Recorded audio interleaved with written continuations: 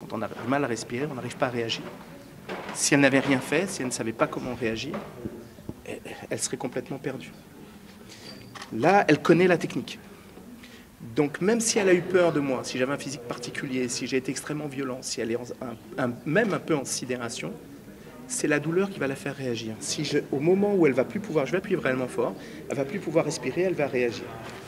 Voilà. Donc déjà simplement ce premier mouvement-là de dégagement est une réaction qui va au-delà de sa propre volonté. Elle a mal, son cerveau sait comment réagir, il réagit malgré sa peur et au-delà de sa propre volonté. Je suis Aaron Elbaz, je suis le fondateur de l'OIS et Maître Krav Maga, Mifsaï Krav Maga en hébreu.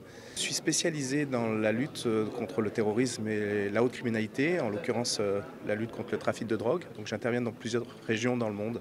On ne peut rien faire, ça n'existera jamais chez nous. Et nous, on enseigne aux gens à savoir qu'ils ont un potentiel, qu'ils ont des qualités et qu'on doit leur apprendre à se connaître mieux.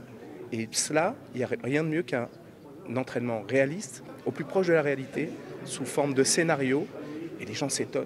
C'est un stage où il y a beaucoup de débutants, des gens avancés, donc c'est assez mixte, donc je vais devoir essayer d'apporter un entraînement qui va satisfaire un peu tout le monde. Nous allons travailler sur des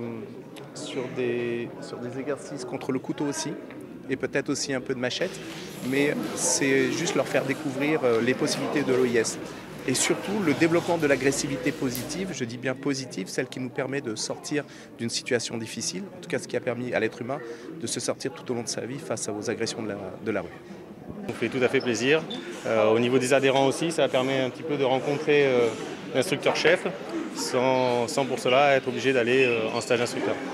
Alors c'est ouvert à toute personne qui est désireuse d'en apprendre sur soi-même et d'apprendre des techniques pour être capable de se défendre de manière la plus simple possible. Donc nous avons un public d'adolescents et d'adolescentes, nous avons un public femmes et hommes de tous âges.